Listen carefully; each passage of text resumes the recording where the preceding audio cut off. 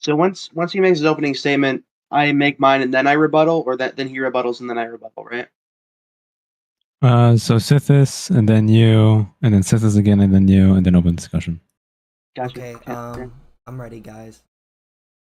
I'm ready to go. Okay, all right. Whenever you're ready, 2 to 3 minutes. Okay, so I'm sorry, I'm a little bit under the weather today, so I'm not going to be as animated as I normally do. So I'm just going to briefly explain why I'm against socialism. I like the definition that Hoppe gives, where it's the institutionalized violation of private property rights.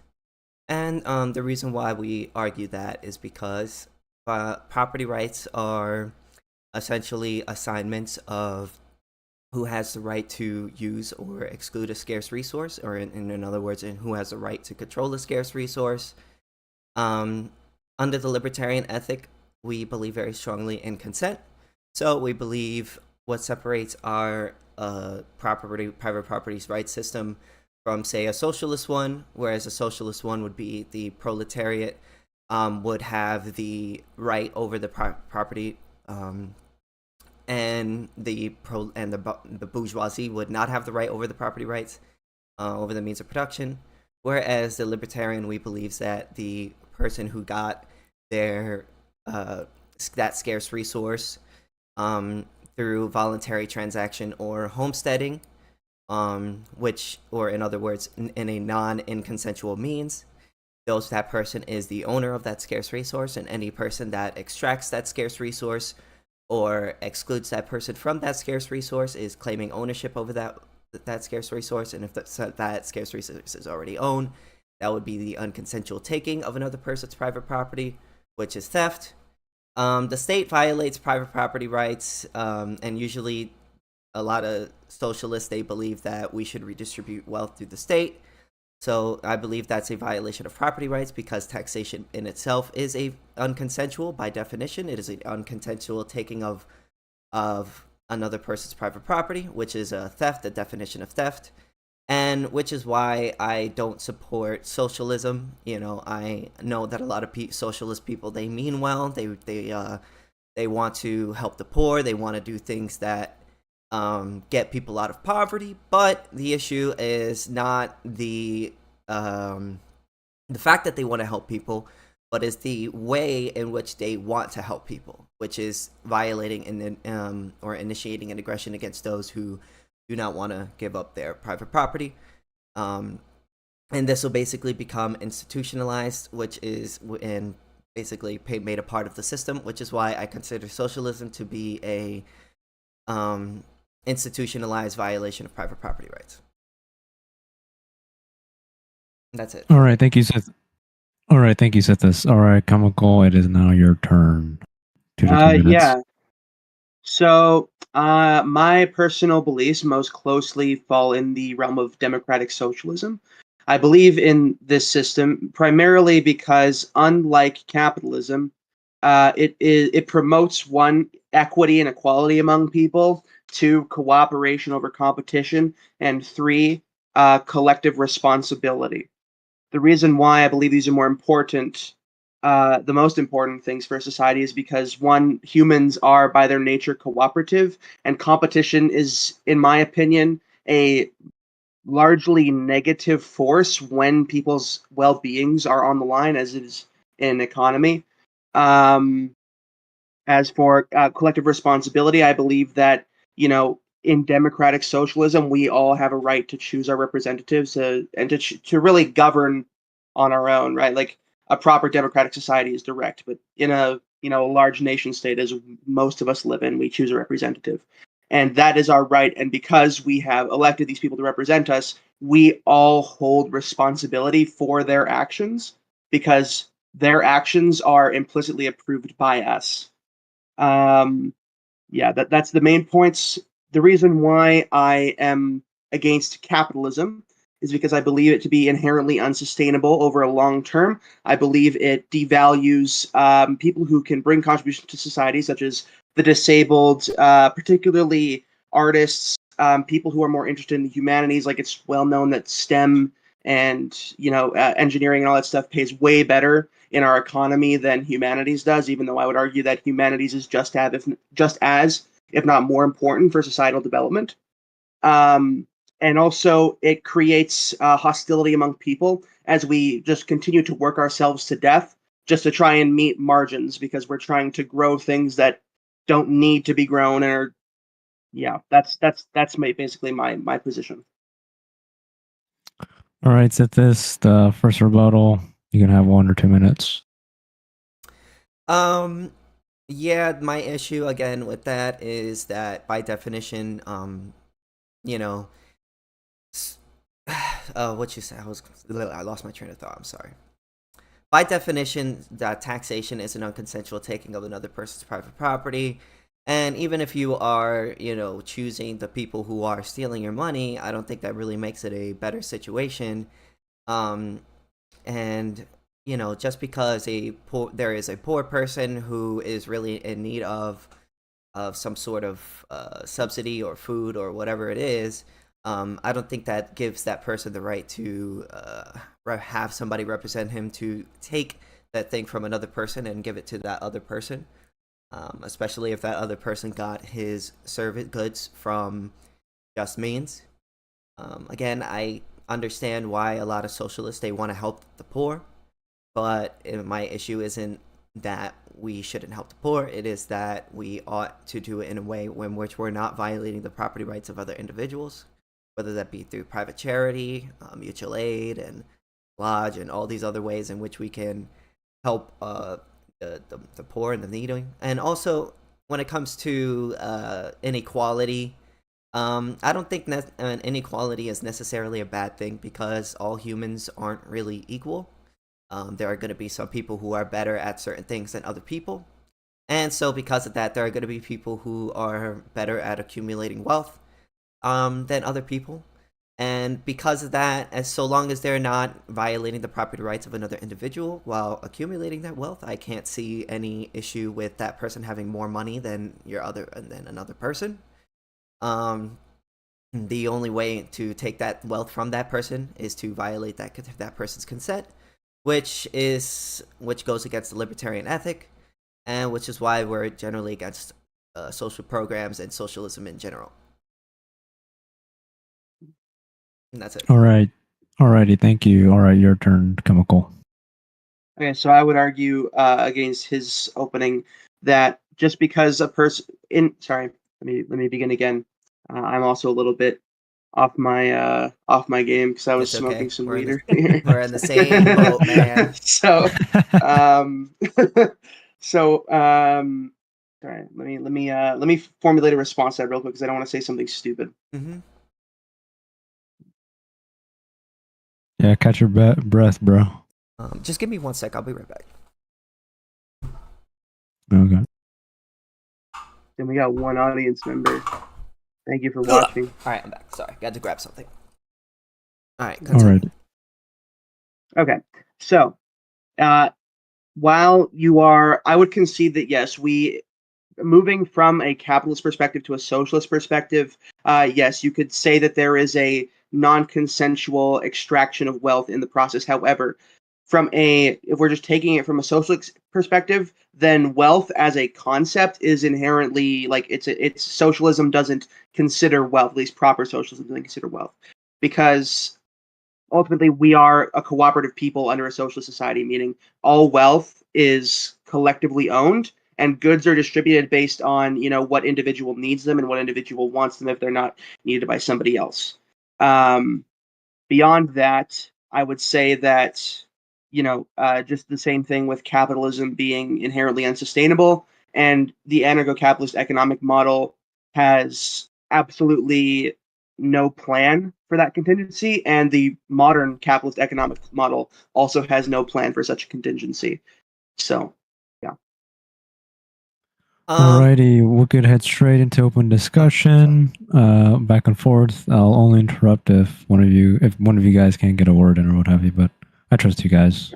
Yeah, he seems pretty cool. And I guess I feel like I'm just gonna ask you the question that I normally ask, in debates. I feel like you probably, if you see my debates, you probably know what's coming, which is, are you the owner of your body? Um, that's actually a really good question, and I've actually put a lot of thought into that in a metaphysical sense, not necessarily in a property sense. Hmm. In my view, in my view, owners like an owner is whoever is able to exercise control over an object, right? Like say, for example, my friend Ilos is in the audience where he's my best friend. Say we play a lot of like miniature war games together. Say we had co-purchased some like miniature war game set, right? And say like the stick analogy, we applied no other terms of use to the object. Well, then I would argue that beyond like consensual talks about what should happen to the object, whoever is capable, both physically and emotionally, of exercising their control over that object, is the owner of it. And as it stands, nobody can exercise the amount of control over my body that I can, because nobody can tap into my brain and move my arms for me. Yes. So in that case, yes, I would say I am the owner of my body. Um, I'm glad that you believe that. But my issue is, I guess what you said a second ago about the collective ownership thing is, it seems to me that what you're implying is that whoever has the might is the one who has the right to control that scarce resource in a collective ownership situation. In a natural sense, yes. However, I would say that under a socialist system, we as a society have agreed that no one shall infringe upon those rights, just as in your society, you would agree that no one shall infringe upon the rights as established by your society. And I would argue that in a socialist society, it's even more probable than in a hypothetical capitalist society, as you propose, because people are not being excluded from a particular share of a scarce resource, provided they actually have a need for it. The issue is that the if we if you create a situation where there are two people and they both collectively own a stick, and you're basically saying that might makes right, you're basically saying that anytime that there's no way in which your socialist system is incapable of settling this dispute, it ought to go to basically might make right. So, for instance, let's say me and you are on an island, and I have a dispute over your body. I want to use your body without your consent. And there's a dispute. You would basically say that the person who has the most of the might would have the right in that situation, would you not? I'm not saying they're right, but I'm saying in a sense, if they're able to exercise control, then functionally they would have ownership. I'm not saying morally, I'm saying functionally. Mm-hmm. Okay, but then you don't really believe that might makes right, then. You just believe that people No, have I the don't. ability. You just believe that some people have the ability to use their will against other people, but that's separate from saying whether or not it is the correct way of going about it. Correct? Yes, but you never established correctness. You established, from my perspective, what I understand it as functional ownership, not legal ownership. Well, the thing is, Sorry, when was what I thought you were asking.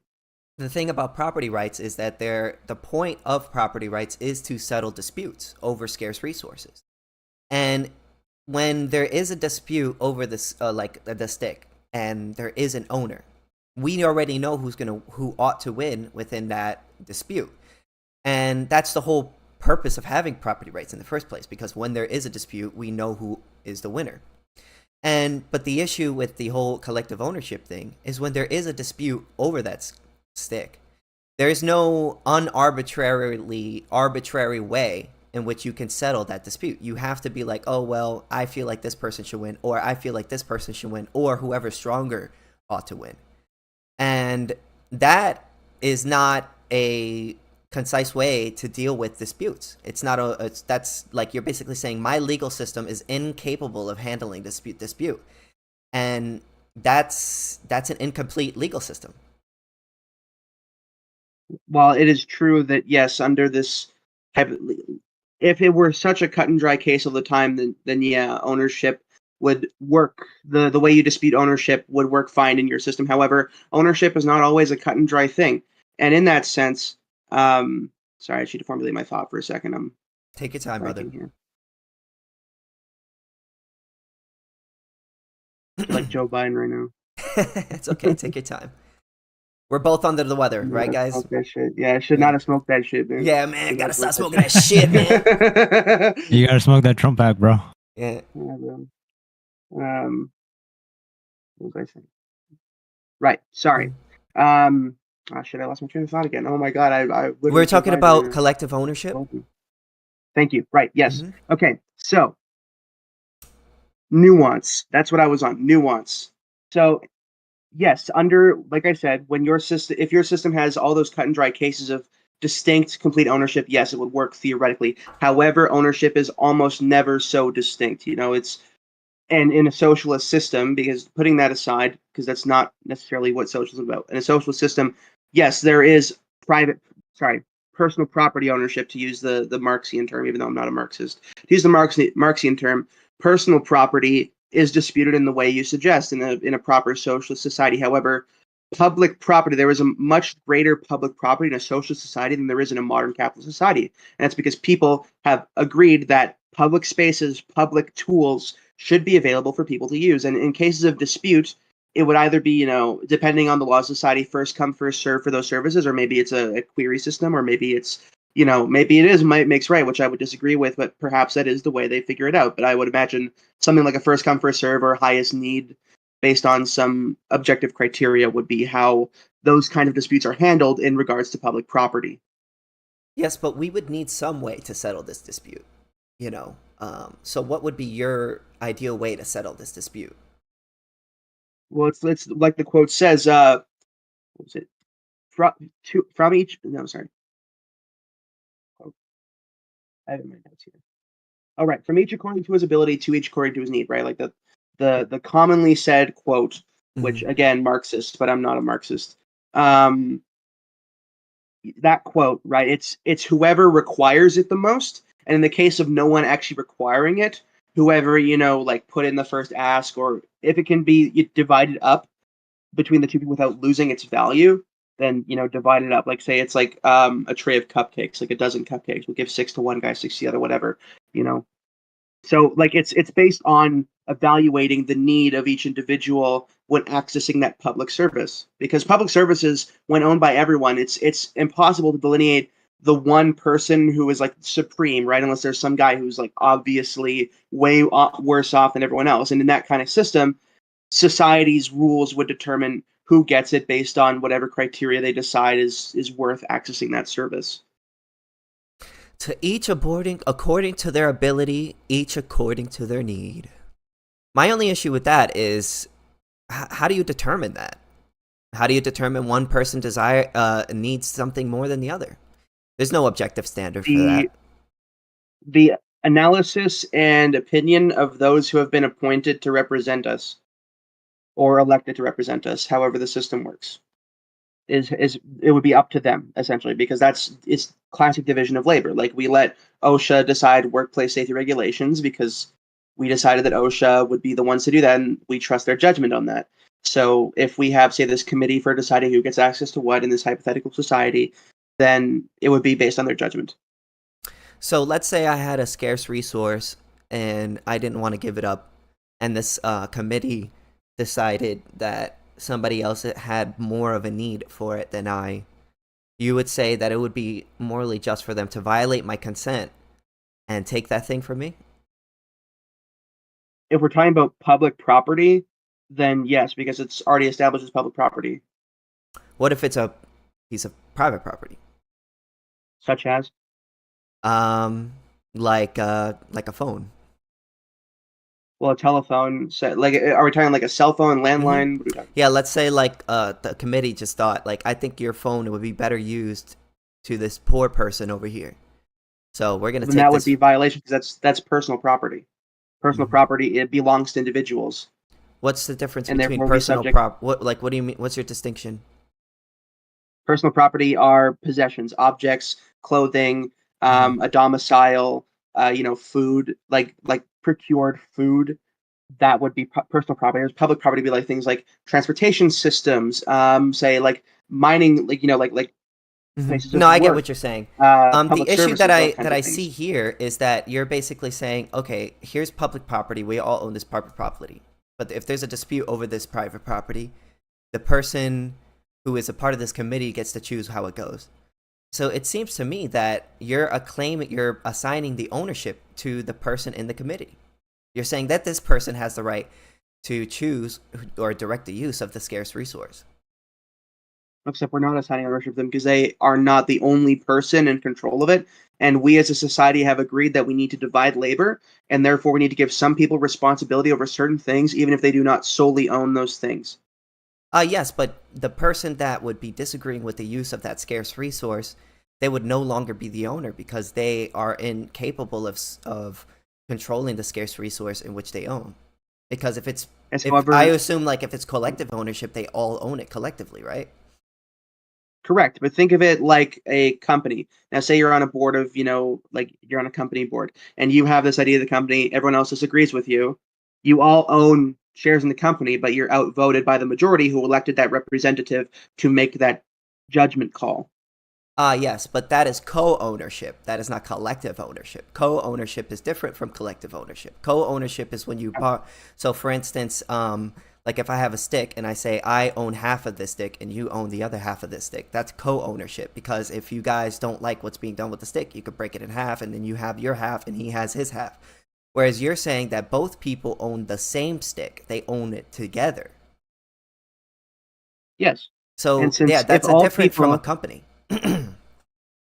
If all people own a public service, as they would in a socialist society, then it is up to the majority of people to determine how that public service is administrated. And if they elect or appoint people to take on that responsibility of making the determination, then that is how the determination will be made. It is majority vote, much like how in any other democratic process, majority vote determines, what happens. Yes, but the issue with that is any person that is on the negative of that majority vote would no longer be the owner because they would not have the right to control that scarce resource anymore. The people who won out access that scarce resource. Sorry, yes, I didn't mean to interrupt you. Continue. No, you're good. I'm just saying that they would no longer have the control over that scarce resource. If the other people were to win out in that conflict, and they were to go and use it despite the other person's actions, that the person who won out would then have the right to exclude that other person from that scarce resource. If you have the right to exclude others from that scarce resource, that would make you the owner. And both of them can't have the right to exclude each other from the scarce resource. Sorry, could you repeat that? I zoned out for a second. It's okay. What I said is that if both of them are the owners of the scarce resource, that would mean ownership is the right to control a scarce resource. Do you disagree with that? Something is a scarce resource, ownership determines right. So in that case, I would partially agree. Yes, ownership does give a person the right in regards to if it is possible to delineate that among a small enough group of people to have that personal conversation, then yes. However, if it is owned by everybody collectively, then a democratic process is arguably the best way to administrate such a thing, in my opinion. Okay, but the issue with that, again, is that you're saying that they all collectively own it, and ownership, you're agreeing that ownership is the right to control a scarce resource, but you're also saying that multiple people own the same scarce resource, but if they get into a dispute, one of them would have the right to exclude the other. But wait a minute, that doesn't make sense. You're saying they are the owner and they are not the owner. Sorry, allow me to rephrase that. I phrased that wrong.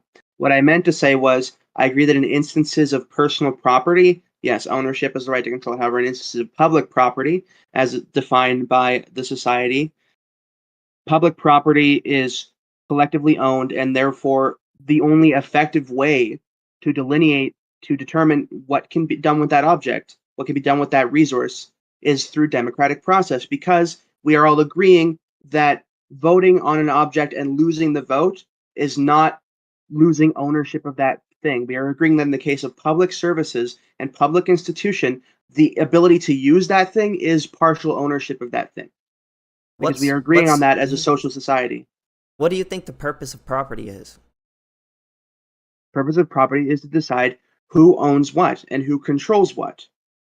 Okay, but if you are the property owner and you collectively own something and you are the property owner of that thing with another person and you have a dispute and that person wins, that person would then have the right to exclude you from that scarce resource, making you not the owner. I would argue that in cases of everyone owning something, being unable to control something is not losing ownership over it, because you still have access to that thing and you are still part of the society that makes decisions on how that thing is administrated. What if the determination was that you cannot access that thing? What was, like, for instance, let's say it's a building and they voted that you cannot enter that building. Would you say that the person who's not allowed to enter that building is still the owner of that building? If the building is say it's an apartment, or like an apartment building, do you mean? Or like I don't. I what kind of didn't. I building? mean, it could be any kind of building. I mean, I suppose it would depend on the collective agreement of the society. Like the Yeah. building itself is publicly owned, and if you are democratically chosen to be in a position that would allow you entrance to that building, then you are using it. But in a sense, whatever service that building provides, you are making use of in some fashion. Therefore, you partially own that building, even if you cannot directly access it. Yeah, but shouldn't I, if I own it, shouldn't I have the right to use that scarce resource? Shouldn't I have the right to exclude the use from others?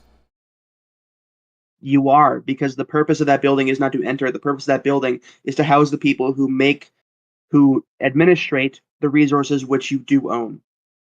Yes, but if somebody else is able to determine the use of that scarce resource, despite my my arguments against it, right?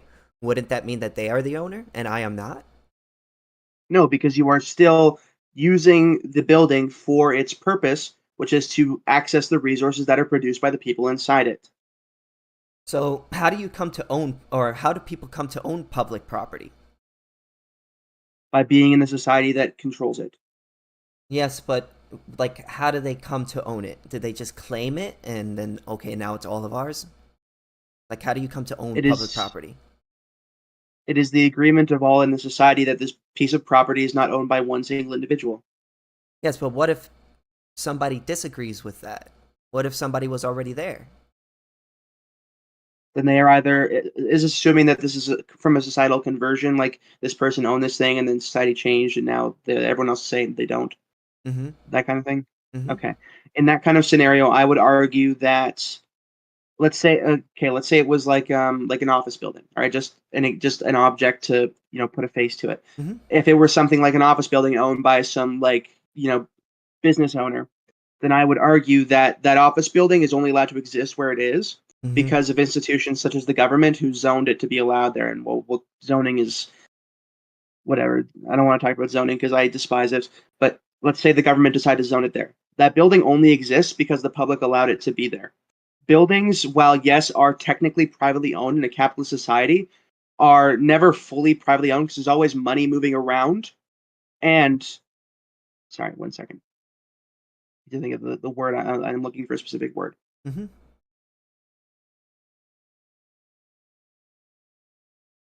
It's on like the tip of my tongue. God. Next time, maybe don't be smoking that shit, man. Yeah, maybe Trump shouldn't get shot at. That wouldn't be. I feel like that definitely What was pretty even? wild. Yeah. Because I was like listening to all those like people arguing. I'm like, I can't listen to this sober. Mm-hmm. Anyway, I was like, oh yeah, sorry. We're talking about public property and Yeah. I know where I am. I'm still trying to find that word. Mhm. God, what's that word? Well, I could respond while you're thinking Yeah, about go it. ahead. Maybe I'll come with a word. Yeah. Yeah. So the thing is, the issue with that is, like, let's say, so I'm assuming that what you're trying to say is that simply a group of people, they come together and they just claim something, as if they all collectively claim something to be theirs, that then makes it public property. Is that what you're trying to say? Assuming, yeah, if the society at large, like if it's for the society at large and not for a single individual's benefit, then yes, I would argue. Oh, perfect. So let's say you're on an island and there's 10 people, right? There's one woman and 9 men, and the 9 men decide to collectively vote on, whether or not we should have sex with this woman, without her consent. And they all vote yes, that I think we should do this, and it's not to our individual benefits; it's all of our benefit because we're all going to do it. You know what I mean? So would that make it okay to claim that scarce resource, which is her body, simply because, either a group of people voted on it or they all agreed? No. Okay. So that obviously can't really work, because simply because you claim a land or claim any scarce resource or any group of people, it doesn't matter the reason why you're using it. It could be for, a charitable reason. If you are not the owner of that land, you have to necessarily violate the consent of the individual who does own that land in order to get it. And it also goes for your body, because your body is also a scarce resource. And our bodies are scarce resources, land is a scarce resource, all of these things are scarce resources. So because of that, we have to assign a owner to these things. And when it comes to our bodies, libertarians believe that the individual is the self-owner. And I'm glad that you agree with me on that. So then the question arises. It's just like, okay, so then how do we come to own things, right? Well, there's two ways. There's voluntary transaction, which is I give you something for this, or you may give it to me as a gift. You're voluntarily trading this thing. And then there is what you call homesteading, which is you basically mixing your labor with the land. And now that's just more like a fancy way of saying using your body to create something from something that isn't already owned. So basically breaking a stick from a tree and turning it into a spear, that would be an example of mixing your labor with the land. And your labor isn't a physical thing in which you're using. It is the fact that you own your body that makes you own your labor. Well, because you don't own your labor because it's not a physical scarce resource. It's your body that you're the owner of, and it's just the attributes of your body that creates the labor, that does the labor. So it's your body that does the labor. So when you create something from something else that's nobody else has used, the reason why we support that and we think that's the best way of coming to own something is because by doing that, you're not violating the consent of another individual. You aren't harming another individual. Now, some people might say, oh, well, property is theft. But the issue with that, again, is the only way something could be stolen from you is if somebody owns it. Or and only for you to steal something, somebody must own it. So if nobody owns it, or if owning something is theft, well, then you can't really steal it. So that doesn't really make any sense. It's a stolen concept. So it must be that the first comer is the owner. And any second comer that comes in if they don't want to give it to them, they must necessarily violate their property rights in order to get that thing. And that's where us libertarians would be like, we don't like that, because we think consent is very important. I'm sure you would agree. Yes. So in regards to the hypothetical of the 10 women, the 10 men violating that woman because they all voted on it, I would argue that the hypothetical should not even be called into question for this kind of debate, because we live in a reasonable society. We are beings, we are creatures, animals that can make complex, nuanced judgments.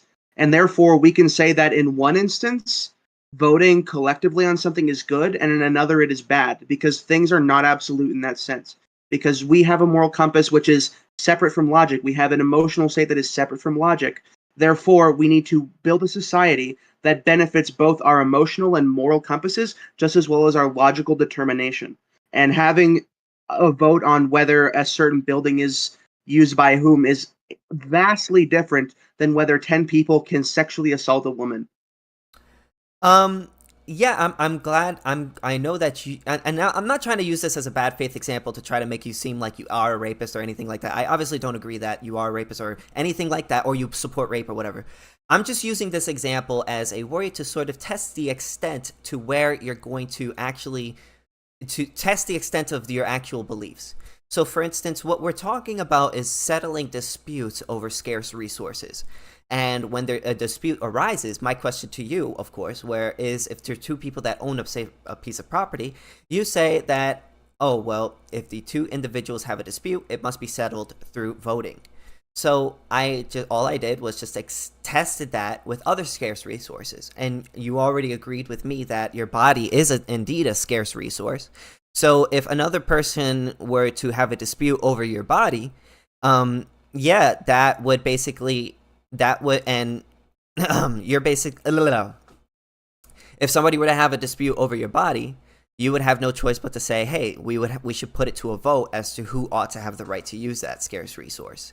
because that's how it is when it comes to the building, whether it comes to a stick, whether it comes to a person's body.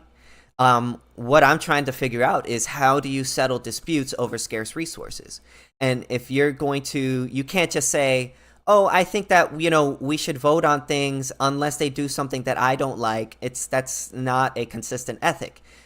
So when it comes to me, it's the property right owner is the individual who got their property without violating the consent of the others. And that is held across every single situation.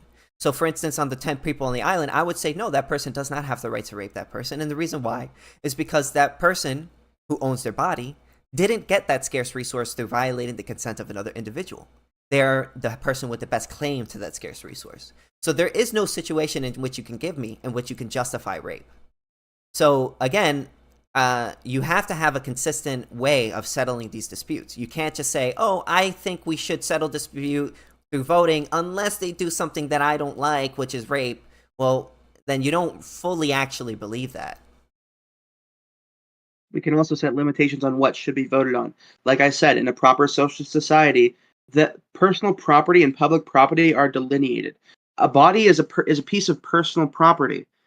People don't vote on that because personal property is owned by an individual, because it is something they possess. And I would argue that a body is something they are. You can't really own a body beyond the functional senses, as we clarified earlier, beyond the functional sense, because a body just is. It is a living, moving thing. And on disputes of personal versus public property, being sexually assaulted is nowhere the same as not being allowed to enter a building. Okay, we can as a society decide what is reasonable to vote on and what is not reasonable to vote on. Yeah, but the issue is, all property are scarce resources. A building is a scarce resource. Your body is a scarce resource. So simply like saying, oh, this is personal property, this is private property, this is public property, it doesn't distinguish the fact that they're all scarce resources. And scarce resources can only be owned individually. And the reason why that is because you can't settle disputes on a consistent basis, right, with your ethic, with collective property. You're saying that we could collectively own things if a collective group claims that thing to be theirs. Well, your body is a scarce resource. That house is a scarce resource. That building is a scarce resource. All of these things are scarce resources in which you can have disputes over. So the question arises is, how do you settle the disputes that come when there are disputes over scarce resources? And of course, the libertarian ethic is, whoever got their scarce resource, without violating the consent of another individual, is the person who is a property right owner. Whereas you believe that when it comes to this arbitrary notion of public property, you basically say, oh, well, if it's a collective group says that they collectively own this thing, it doesn't matter who got it before, they are the owners, and when there's a dispute, they ought to handle it using voting. But it's, again, if that was also true for other scarce resources when it comes to your body, you say, no, that isn't true. So are these not disputes over scarce means? One moment, let me think about that for a second.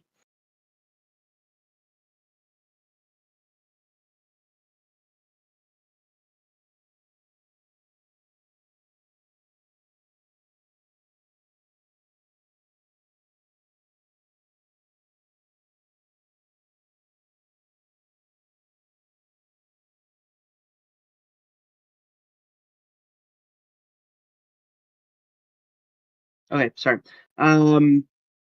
In regards to, so you talk of like delineating, like we're talking about solving disputes over property, which, yes, obviously we can come up with an absolute system with which to divide property. However, I am prompted to question, why must there be an absolute surefire way to determine the solving of these disputes when in so many aspects of life we make subjective judgments to solve things because people respond emotionally well to them, and people do not object to those things. Why must there be an absolute solution to this when we as emotional complex creatures can accept subjective subjective determinations. Yeah, the reason why is because you have to have an ethic that applies to all situations. You can't just be like, I think, we shouldn't be allowed to vote on rape, but we should be allowed to vote on this, but we shouldn't be allowed to vote on that. That then opens the door for another person to make another subjective opinion. And then we have multiple different laws and, like we have different ethics based on different situations. We don't have, so whenever there's two people with two different ethics and they have to settle a dispute, there's basically no way to settle that dispute. And there's no way to avoid conflict over that scarce resource. And I'm sure me and you would both agree that avoiding conflict over scarce resources is good. And it's kind of like a stop sign, you know what I mean? A stop sign, when you put up a stop sign on a road, it's there to let people know that if somebody were to drive through this and then crash somebody, right? That person is going to, the person who decided to run through the stop sign is going to be determined to be the loser of that court case. And the reason why that is because we've already put a standard in place that basically allows us to determine who the wrongdoer is in that situation. But when we have multiple different ethics, well, if we don't have a stop sign or no way of determining the winner and the loser, and we have multiple people with their own way of doing things, it's going to be much more harder and to avoid conflicts over these scarce resources. So yeah, that's why I believe an individual. Well, I don't believe it's that property must necessarily be individual, because when individuals just have a dispute over that scarce resource, only one person can win out in that dispute. Only one person could have the right to exclude the other. It's not that, I think it's a better system. It's that is the way that it is. For instance, if me and you have a watch, and we have a dispute over that watch, me and you can't both wear that watch at the same time. So if I have the right to exclude you from that scarce resource, are you really the owner of that scarce resource? I would say no, you're not really the owner of that scarce resource, because you're being excluded from the thing in which you own. Well, you're claiming to own. So that's why property rights must be individual. There must be a way in which we could settle these disputes and across the board, and it shouldn't be subjective, because again, you then open up the door for other people to make their own determinations, and then that breeds conflict, that creates conflict. We want to avoid conflicts over scarce resources. Okay, so in regard to you say that we cannot properly, objectively decide on these disputes if we do not all own, if we do all own or do all, possess a certain thing. However, I would argue that's where the democratic aspect of democratic socialism comes in. And before you mentioned Rape Island again, I just allow me to formulate my thought here properly and fully. Please.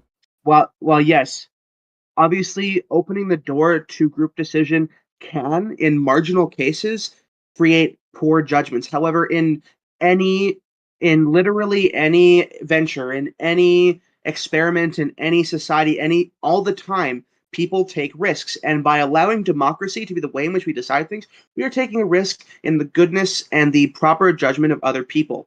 And we should do that, because we are human beings, we are social beings, and we should have faith in our fellow man.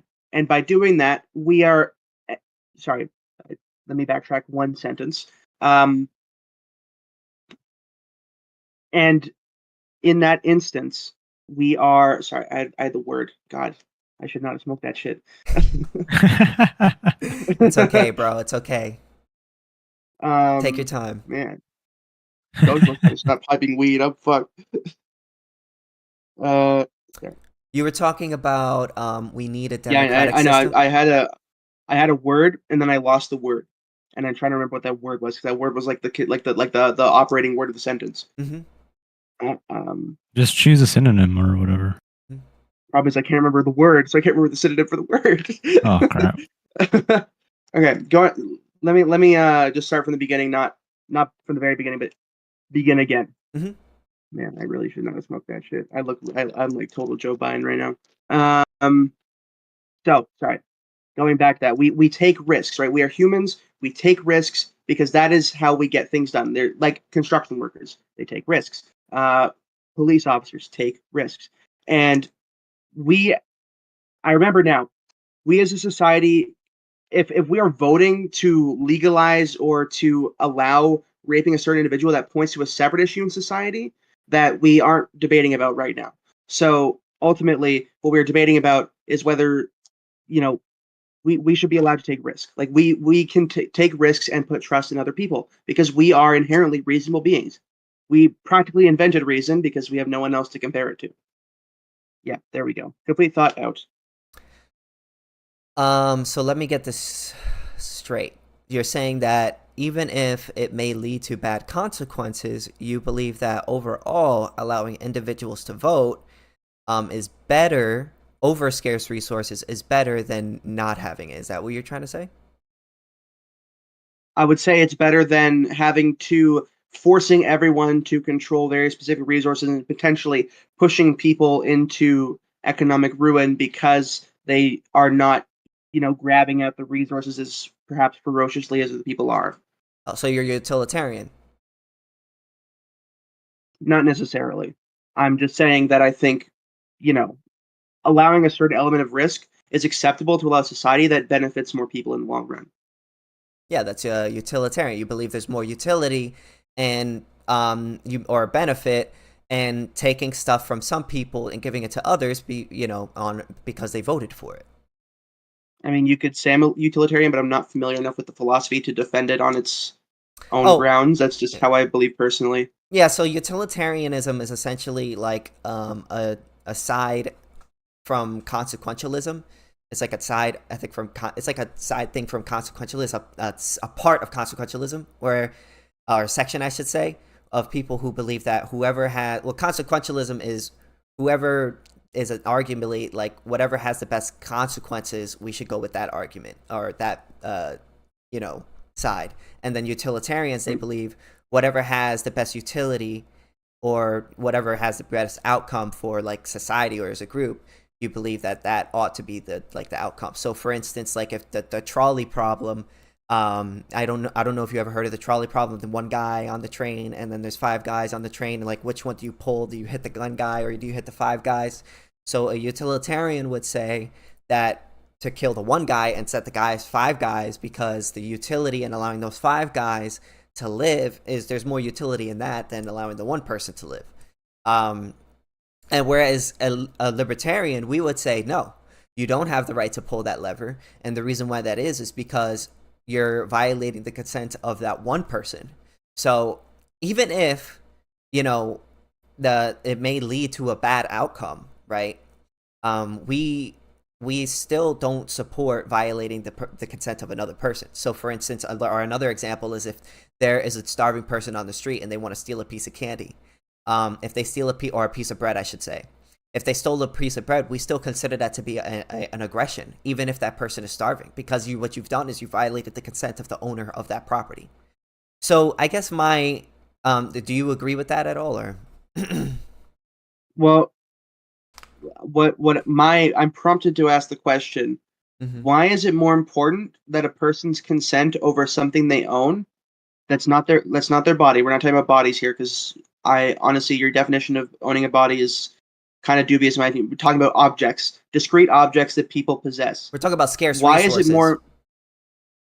Yes, I'm aware, but why is it more important to maintain the consent of that individual and things they own than the prosperity of all people? Why is it more important to maintain their consent? And the reason why that is because if you allow the second comer to come in and violate the consent of the first comer, any argument that you make towards that end could be used to be done to any other person. So for instance, I don't believe in there's this distinction between an individual object and a body or land or any of these things. To me, well, not to me, and they're all scarce resources. That's just a fact. And we're settling disputes over these scarce resources. So, let's just say that there's a guy who is about to die. He has a weird chronic disease where he's going to die. if he doesn't punch you in the face, in a weird hypothetical situation. Would you have the right to exclude the use of the scarce resource, which is your body, from that person simply because he's going to die? Just because that is my body, that is my person, that is separate from property, that is who I am. Yes, but your body is a scarce resource, and you have the right to exclude others from that scarce resource, do you not? I don't think we should be defining our persons solely off of like resource. I think that's incredibly reductive. The only thing that by using your body or using the scarce resources which you own, you must necessarily exclude it from others. So when there is a dispute over that scarce resource, only one person can win out in using that scarce resource in an exclusionary way. Wouldn't you agree? If all scarce resources were identical, then yes. But the fact is, scarce resources are not identical. They serve different purposes, and those purposes determine their value. And if my body is my person, and it is beyond simple production machine, and it is part of who I am, my brain, my consciousness is not property, as my body should not be property because they're both aspects of who I am. Therefore, it is a different circumstance than if we were talking about, say, he has a heart attack and we're talking about a defibrillator. Mhm. Because a defibrillator is not a person. A defibrillator is a defibrillator. Yes, but again, they may not be identical in the sense that they are all the same object. What I'm saying is that they're all scarce resources. They are all and what I mean by scarce resources, a scarce resource is a resource in which by using it, by using that thing, you are excluding it from others. So there's a possibility for conflict over that scarce resource. So because there's a possibility for conflict over your body, we have to settle that dispute. So when you say that you have the right to exclude other people from your body by not allowing me or another person to punch you because they have that weird disease, you are saying that you ought to be the property owner in the dispute over your body. You're saying that when there is a dispute over my body, the scarce resource that is my body, I ought to be the winner. I am the property owner. That is because as scarce resources are literally everything, we have the capability to distinguish and discriminate with nuance the different purposes of these different scarce resources. And as a society, we can democratically decide what exactly the different properties of those resources determine who and how they are administrated, who gets to administrate them and how they are administrated, because we are capable of determining those things because we're capable of complex and nuanced thought. Yes, but earlier you said that if somebody was dying, that you would not have the right to withhold a scarce resource from that person. But then when I brought up the argument about whether or not you had the right to stop another person from punching you if that meant they would die otherwise, you said no. Because the difference is a regular medical technology to heal someone does not have identity. It is not a human being, and it is not personally owned by another individual. If it is owned by a public hospital, then it is publicly owned, and that person has the right to utilize it. Therefore, because they have the right to utilize it, it is part. Sorry, I'm getting my sentences mixed up here. Jesus Christ, I smoked way too much. God, that's Next time, man. Next time, man. I gotta lay off on that stuff. Yeah, that's how I gotta defend myself. That's how I hold my own. As the audience, I'm high. I'm not this stupid. I promise. I'm not this. He's delusional. He's not. Oh man, if you weren't sick, I'd be destroyed by now. Anyway, what was I saying? Right. I'm taking it easy. Medicine. So, in the case of like, if we're discriminating between medicine and my body, right? We as a society and we as human beings can determine the difference in value of those two objects. My body is part of my identity, is part of who I am. A medical device does not have identity and has no concept of how it's being used and has no preferences as to how it's used. Therefore, it is different when someone is being stopped. A heart attack is being stopped via defibrillator, or someone is on the imminent of death, and the only way they can not die is to punch me. Now, in my personal instance, I would allow them to punch me if they think it would heal them, because even if they do die, it would make them feel better at least, right? I want to be a nice person, and I have no respect for myself. But people should not be required to do that. Like Absolutely. there's differences. We can detect such nuances, and therefore we can make judgments based on those different traits of scarce resources. And I think the idea of defining everything as a scarce resource is also reductive, because we can make nuanced judgments based on the nature of that resource. Yes, but not everything is a scarce resource. Ideas aren't a scarce resource. Sorry, what's not? Ideas. Oh, ideas. I thought you said IDS. Okay. Yes, ideas are not a scarce resource because they are immaterial. Mm-hmm. Therefore, it's the ideas that's not what we're talking But about. anyways, there's no but economy of ideas. all of these things can have disputes over these scarce resources. There is the potential for conflict. So then the question is, how do we settle these disputes? We have to have a way to settle these disputes that aligns with each situation. You can't just be like, oh, well, in this situation, we should vote. In this situation, it's up to you. In this situation, you're allowed to do this. Because it's just like, who gets to make that decision? You're basically leaving it up to people. But then when you leave but you don't want to leave it up to people, because if you fully left it up to people and it was up to people to decide, and they wanted to decide to do something horrible to another person, you would argue no, you wouldn't support that. So it seems to me that you don't have a really consistent ethic here. You don't have a consistent way at least, to settle disputes over private property. Jury system. We have courts. We can settle them with courts and juries, and we have laws which determine the rights of the methods of use and the rights of certain scarce resources, in this case, people and their bodies. We have rights of what you can and can't do to a body, because that is an especially important thing in a human society, is the integrity of a human body. So, yes, but if the jury... other objects... Can I finish, please? Yeah, sorry. In cases of other... Yeah, you're good. In case of other objects that do not have identity, objects that are not so integrally important to the human experience that they have their own separate Bill of Rights or whatever, in those cases, we have court systems and we have legal doctrines and guides to determine that based on the judgment of our elected representatives in a democratic government. Yes, but what if a democratic government were to decide that having sex was integral to society, an integral part of being a part of whatever you said earlier, and they said that, hey, if you want to go and have your way with the nearest lady that you see, we voted on it, so therefore you have the right to do so. This again goes back to risk. We inherently take risk in allowing democracy, and that kind of legislation going through points to a profoundly sick society that is highly improbable. And I don't think we should be, tiptoeing around every single little improbability when trying to build what, in almost all likelihood, will be a better society for people, which, in my opinion, is a society in which public property is owned collectively. Yeah, I would disagree. I would more prefer a society in which we're not violating the consent of other individuals.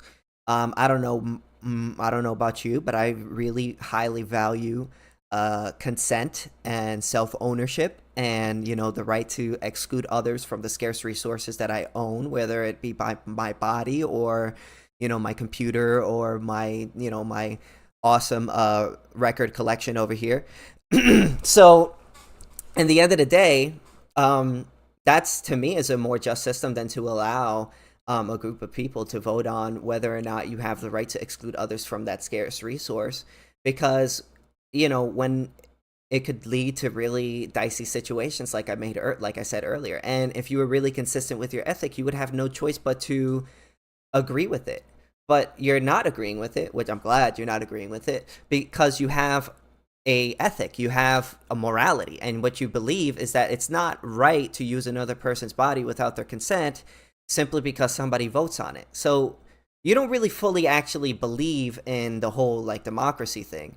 You just believe that generally it's a better solution than other things, because if they voted on something in which you disagreed with, you wouldn't support it. I'm sure you would agree. Yes, I would argue there is no perfect solution to society. We as humans are not perfect. There's so many, like, countless variables in humanity. Like the fact that we exist on a planet in space at all is an incredible anomaly. And so the idea that we must find a perfect society, I think that should be completely disregarded, because the fact is we are living now, we are surviving now in a society that is not entirely just. And I would argue we can make things more just and make things better without making them perfect, because things can't be perfect, because perfection requires sterility, and we are not sterile. We are dynamic and changing and variable and disparate and all these crazy things that can't be accounted for in a single, it can't be comprehended in a single mind. Well, let me put forth a hypothetical for you, because you seem to be making a lot of utilitarian arguments. Let's say that there's a utopia, right? And the only way to you know what a utopia is? Yes, I'm familiar. Okay, so utopia. In this utopia, there's no scarcity, there's no war, there's no crime, there's no fighting. But the only way to uphold this utopia is by doing a weird satanic ritual in a basement where you have to perpetually rape a like a dog or something like that. Would you say that that person is morally obligated to rape that dog in order to uphold the society? No, because I would say that that is inherently unrealistic hypothetical, and therefore we don't need to consider it, because Well, it's a that hypothetical. hypothetical, yes, it's a hypothetical that would almost very likely never happen, and therefore it's not a reasonable consideration in trying to build a better society, because we're basing things off of fact here. We're not basing things off of ridiculous satanic hypotheticals. We want to build things based on material facts. Yes, but again, of course, it's a crazy hypothetical. But the thing is it tests the extent to which you're actually willing to take your beliefs. If you were actually consistent in saying that, yes, I believe that, doing it this way is more utility than having it this way, so therefore we should choose this way, you would have no choice but to say that somebody's must rape that dog. And the reason why is because there's clearly more utility in raping the dog than not raping the dog, correct? Yes, but I have emotional judgment. I can say that in some instances, this should be how it is. That's my opinion. In other instances, this should be how it is, and that's my opinion. And everyone has an opinion on that. And that is, again, back to democracy. That is the purpose of democracy, is to decide what we should do based on the collective opinions of everybody. And whatever opinion is the most held is likely going to be what we as people, as human, judge to be the best course of action, because the majority of what is human has decided that that is the best course of action, and therefore we should pursue that, because Unless they we vote do to not rape have to someone. stick to absolutes. Unless they vote to rape someone. I personally disagree with rape, and so I would say that we should not vote for it, yes, but people, again, vote for things that are they usually want to vote for things that are good. And voting to Usually. rape someone, nobody, well, there are obviously bad people that we can say they're bad people, but these are, again, incredibly fringe, incredibly unlikely things. And again, risk, like we should be willing as people to take risk to try and build something better, even if that might make things worse. Every story about making things better always has an element of risk, because risk is the only way you can try and make things better. Like you can't, like, go around bureaucracy and just try and every way make things good by keeping things when they are when there's a bad thing, because things the way they are has caused a bad thing to happen. Therefore, we should take a risk and change it to make a good thing happen, hopefully. Last hypothetical, and then I think Great. I think we've pretty much. I have a couple things I want to run by you, if you That's don't mind. fine. But last hypothetical from me, and then we could. All right. Okay. Yeah. Let's say there was a bunch of Muslim people who decided to move into like a state, and then it became like a Muslim majority state, and they voted to implement Sharia law in that state, and like the full extent of Sharia law. I'm sure. Do you know what Sharia law is? Yes, Okay. I'm familiar with what it is, not the specifics. Would that make it okay? So, well, I would argue that depends. Okay, so let me just make sure I'm hearing this right. They move into a place and become the majority population of that area, right? And then they decide to implement Sharia law, Well, which I'm going to assume that implement Sharia law. Yeah. Yeah. And I'm going to assume that the other people who previously lived here do not agree with that assessment, right? Yes. Okay.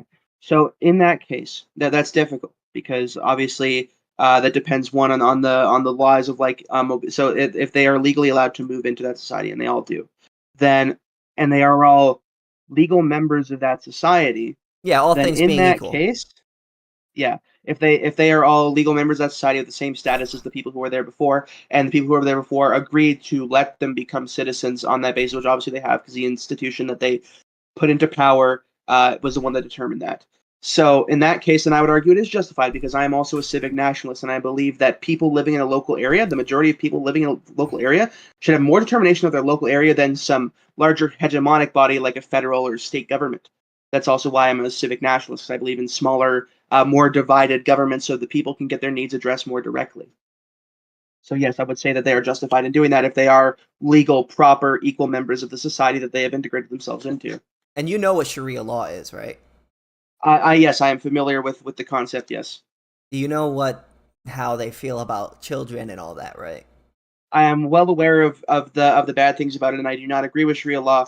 However, I believe if the majority of people in an area decide that that is the best for them, then they should be allowed to make the delineation. Because I will go live in a different area where I can live how I want. Hence, why I'm a civic nationalist and not a globalist.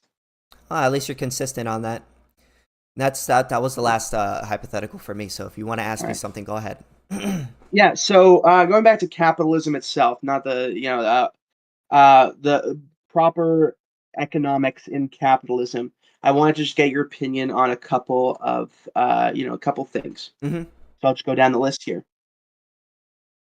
So in a capitalist society, in our current capitalist society, privatized services are often inaccessible to those who need them without the existence of welfare programs, such as, for example, insulin. Insulin's a major thing for diabetics. It's incredibly expensive, and without health insurance or Medicaid, a lot of people can't access it. And even in Canada, with our partially socialized medical, insulin is still something you need to buy. Mental health services, those are often very expensive, and people who need them most are often people who can't adjust in normal society very well, have problems keeping a job, might be homeless. Again, pharmaceutical people with health problems, they're a lot more likely to need more days away from work. Those days might not be paid, so on and so forth. Dentistry, etc.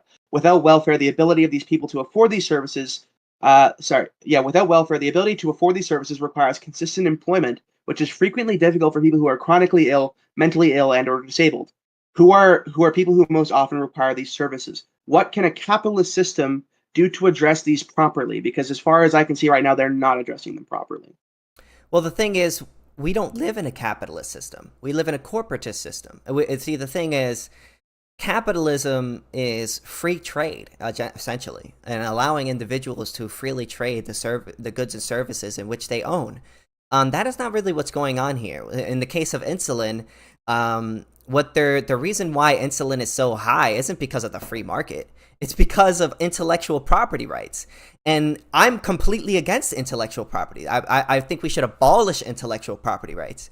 The reason why insulin is so goddamn expensive is because only one or a few companies have the patents in order to create that good and service. So when you do that, you basically create monopolies within the medical system that then block out the competitors from also supplying the same goods and services that would otherwise be supplied. But that's not what's going on because of intellectual property laws. So I think we should completely abolish intellectual property. That would absolutely lower the rates of how expensive insulin and all of these other medical products would. And also, what I would do when we're talking about medical licensing, I would completely abolish any sort of medical occupational licensing, any occupational licensing. This is basically a gateway for doctors who actually want to become doctors, whether it be people who've learned from another country, or a person that didn't, or a person that went through school but they didn't get to whatever. If a person wants to get the service of a doctor, well, then they should have the right to get a service of a person who considers themselves to be a doctor. This whole idea that we're going to restrict people from being doctors simply because they don't have this arbitrary licensing thing is completely absurd. And not only that, but we also restrict the amount of doctors that are allowed within the United States, which is also completely that we allow in the United States. And we don't allow doctors from other countries to come here and also practice their services. Also, another thing with Medicaid makes things much more expensive because when you basically give people things for free, more people use that thing. And when you're using a third party to pay for a first party goods, the third party is not going to really care about what the first party isn't going to really care about the cost, because the third party is paying for their goods and services. And what we did is we basically forced that upon the whole system. So whenever you go to the hospital, you don't go and you ask, hey, this is how much is this going to cost? You just be like, oh, my insurance company got it. Oh, Medicaid got it. And that doctor could basically charge the Medicaid or the insurance company pretty much whatever they want, or exuberant rates, because you don't really care about the price. So, and not only that, but we give tax credits to businesses that offer health insurance to individuals. So it's like to incentivize them to give health insurance to the individuals. And I know a lot of people mean well when they do that, but the issue with that is that if you were to say lose your job or get fired, then you lose your health insurance.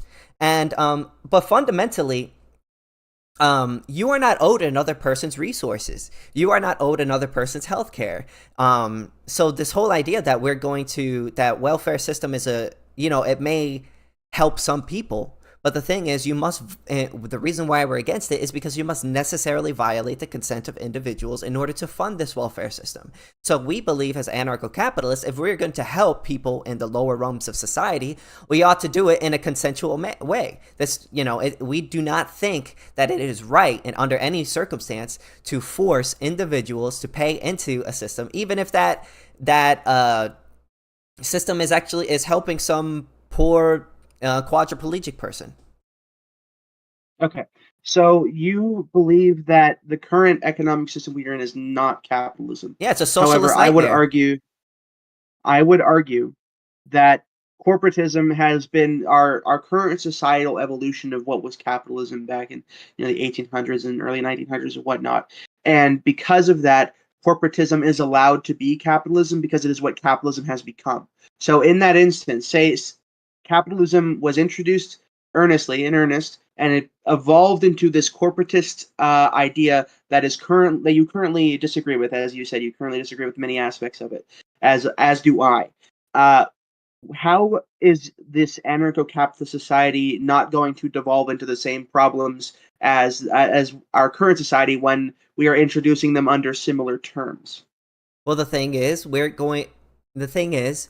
like any society, you have to have a majority of people who sort of agree to the rules, or at least a large enough majority of people that if there was a minority of people who were to disagree and try to revolt against it, they would be it wouldn't really work out. So for instance, like murder laws, most people, if somebody goes and murders another person, most people aren't going to think twice about the police going into that person's house and arresting that person. The reason why that is a majority of the people within the United States don't think that murder is okay, generally. And so that could also apply to the non-aggression principle. If we had a large majority of people who believed in the non-aggression principle, believed in consent, believed that it's not right to violate the consent of others, we would now no longer have a use for the state. All the functions of the state, all the things that all the services that the state provides, quotation, they would be provided by private companies who would offer it as a service for money. And that's how it should be. No one should be forced to pay into a system that is being forced upon. Nobody should be forced to pay into any system, I should say. It should all be consensual. Individuals should be allowed to choose, like, the governing body that takes over them. So under an Ancapistan system, there wouldn't be just one monopolistic government that tells you what to do and what the laws are and how you ought to live your life. There's going to be multiple private security agencies in which you can choose to subscribe to basically defend you and your private property rights.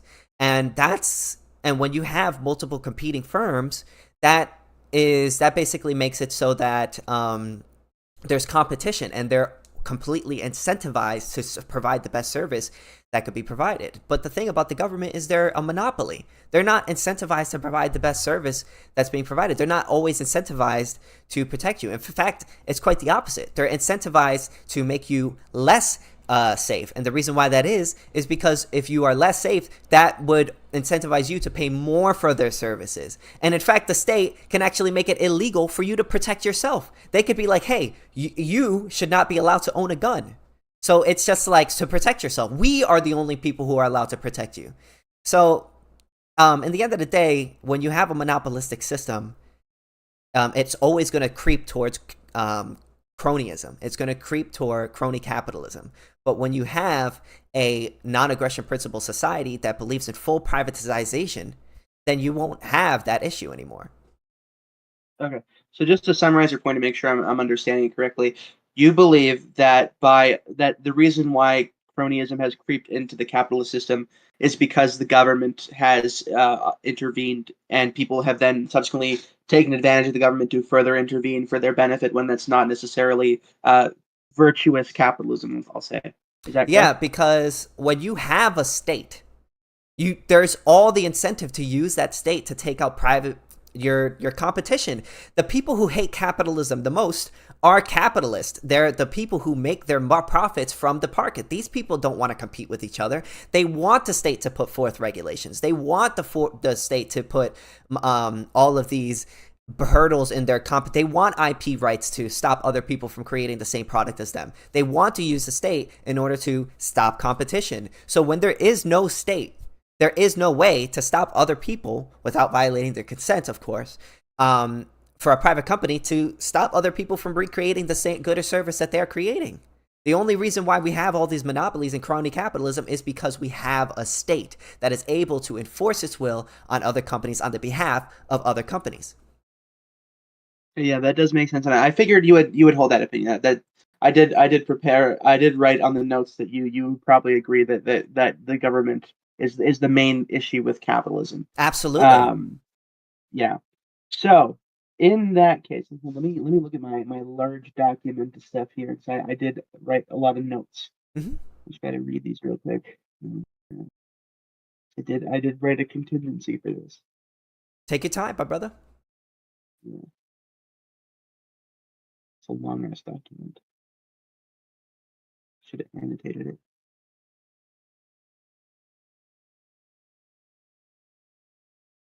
Taxation is theft.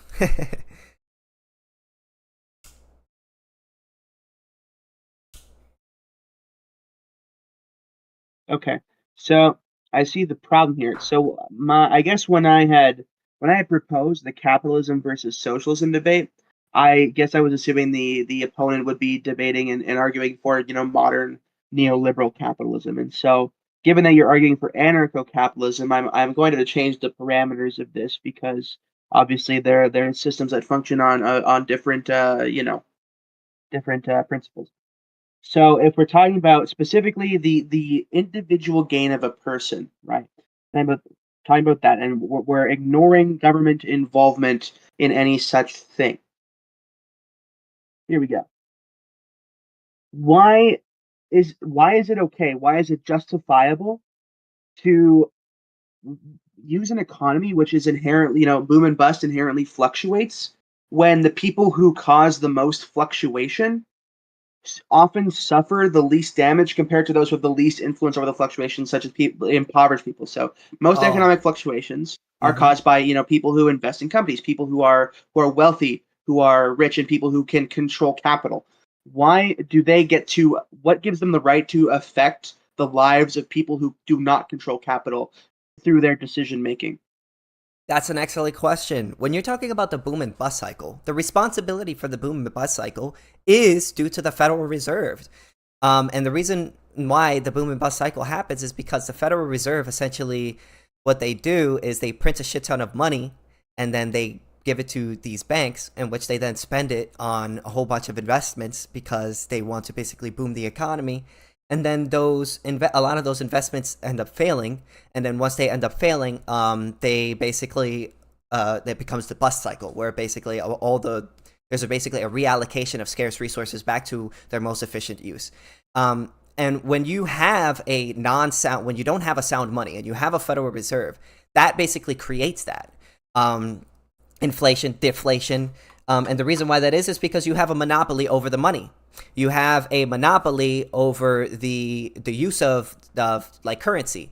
So if you wanted to use your currency in order to or use another currency like fully, like Bitcoin, you would have no choice but to convert that Bitcoin into dollars and pay that dollar to pay your taxes, because they basically made it illegal for you to pay your taxes using any other currency except for the Federal Reserve.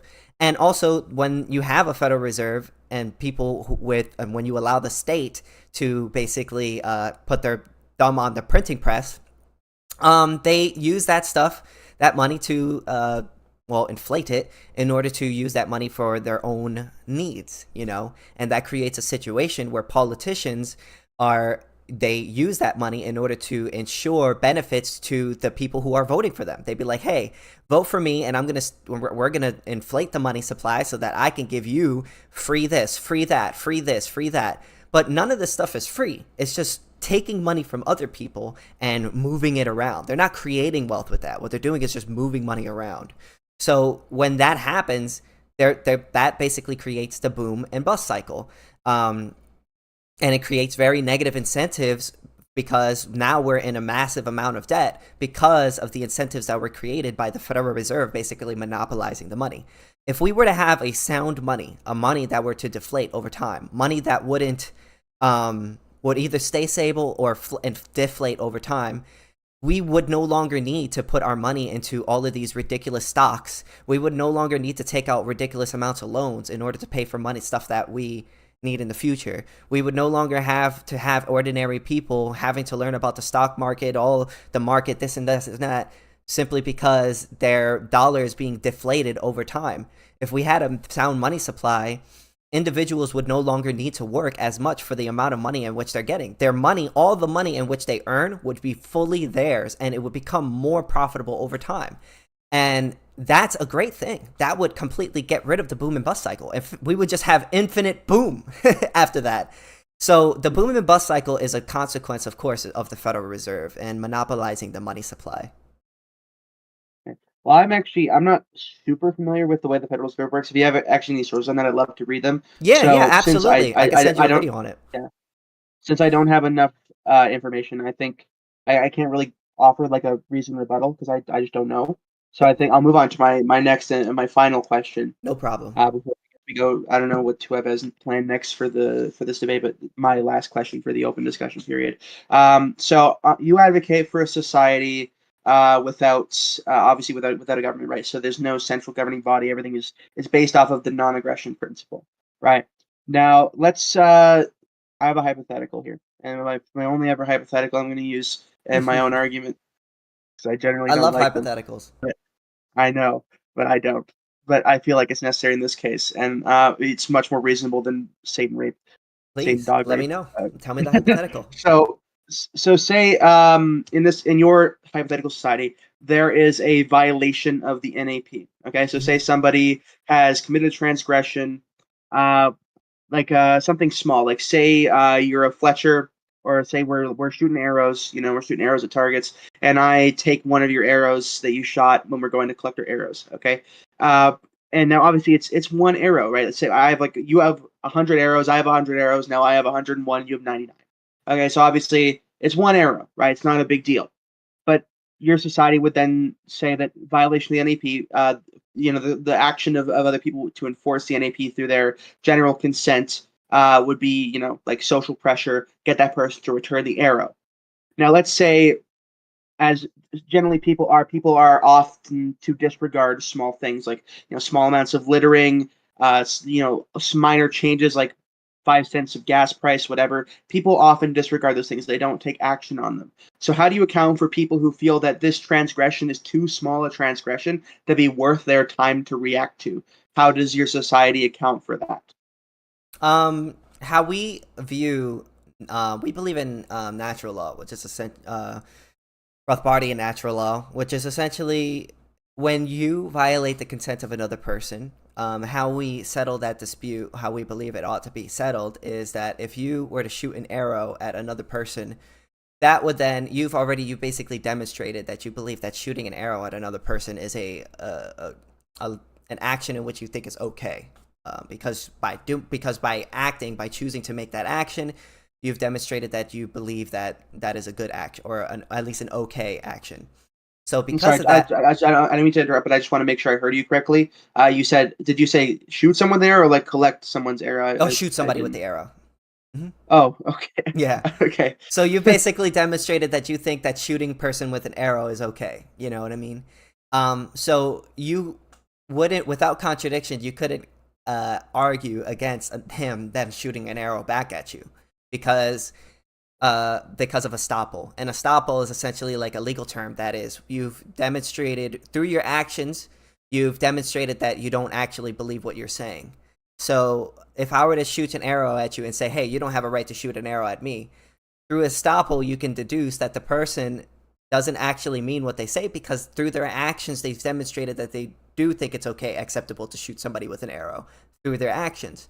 So because of that, simply because somebody were to disagree with that argument or that punishment, they would be stopped from arguing without contradiction, from arguing against it, because they demonstrated that they think that action is okay. So you would have the right to shoot an arrow at that person back. Now, there are other ways in which you could deal with that conflict as well.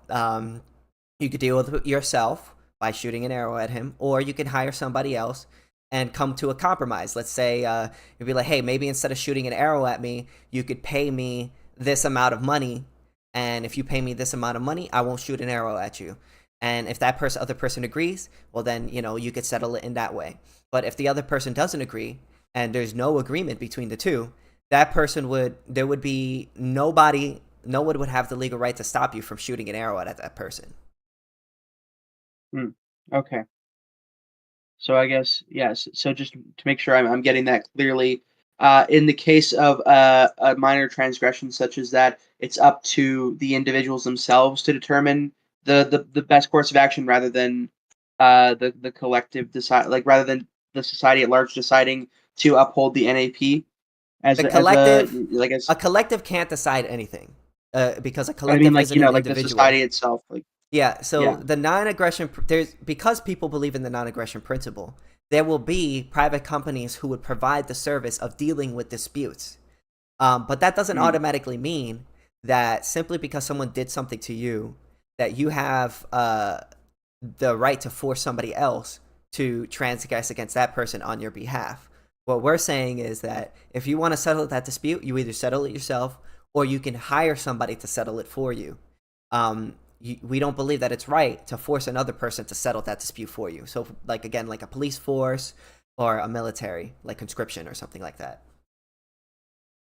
Okay. Well, in that case, so here's my issue here. Well, that is definitely consistent. I would say, and this is just a personal judgment. This isn't a logical, absolute judgment. I would say that such a system is generally unpreferable, but I can see that there are no logical inconsistencies in that necessarily. But I would personally disagree with such a society. I find that concept of taking justice into one's own hands, whatever means necessary, it to be sort of barbaric.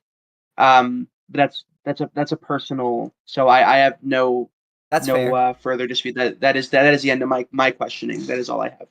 Yeah, that's fair. I did have more, but I was expecting you to put up a more defense for more current capitalism than hypothetical capitalism. So I'm an anarcho-capitalist. So I'm not an advocate of the current system. I hate the current system, honestly. I wish we need more freedom. We need less government. We need more capitalism. You know what I mean? That's what we believe. I need to debate a Democrat. That's what I need to debate. Yeah, I think you were preparing for the wrong guy, it seems. Yeah. But listen, nonetheless, I had a great conversation with you. I enjoyed the conversation. Yeah, this was good. This is good. Good. We kept it civil. I know you and Lego and Wormish kind of got into a scream match. Those are the two debates I've seen of yours, but we kept it nice. It was great. Yeah, because you know what? You actually addressed all of my hypotheticals, which I As I said I would. which I'm very As I proud said of I you, would. and I'm very happy that you did that. You're very and you went through this argument with very good faith, and I respect that a lot. So, yep, And that's same all with I you. gotta You were say. yeah. Do have you anything? Yeah, no, it was a great debate. It was very civil. I appreciated your guys' civility and respect for each other. It was good. Now we can just move on to the Q&A. If there are Anyone any left? questioners, Quite a turnout. Quite a turnout. there's only one person in the audience, so I don't know. V, do you have anything to ask Do us? you want to ask a come up on question? stage? Yeah, do you want to ask a question? He said no. Nah. Okay. Yeah. So yeah, I mean, it's funny because everybody else are in the other VCs, so I guess they weren't interested. Yeah. But oh well, it happens. Shame. Right? We could have set an example of civilized debate in the server. Yeah. What oh, about wait, there's Alethea? Do you have a question? Yeah, Alethea, do you have a question? We're in the Q&A now. Do you have a question? Do you want to come up on stage? I do not. Okay. Okay. They said I do not. Okay. Unfortunate. Okay. But yeah, good debate. If there are no questions, then that's it. Yeah, that's all. That's Good all. talk. That's all it is. Yeah. All right. Subscribe Thank to you, KingSithis. guys. All right. Follow my guys. TikTok. I don't talk about politics at all. I talk about Star Trek. Oh, based. Okay. Okay. Sounds good. All right. Yeah. Thank you guys for the civil debate. I appreciate it. Yep, Yeah. no problem. Take care. All right, that was awesome. That was fun. I felt like I won. Definitely. You guys, what do you think? What do you guys think? Do you guys think I won? I think I won. I don't think he was really prepared for my argument. You know what I mean? Yeah. I'm glad. Master Chef. You guys think I did good? Very good. That's good. I'm glad you guys think I did good. Because you know what? I've been doing a lot of reading, doing a lot of listening to books, all that work and stuff like that. So I feel like I answered all of his questions. But yeah, now I gotta go to sleep because I gotta go to work tomorrow. So have a good night, guys. I'll see you guys later. Have a good night.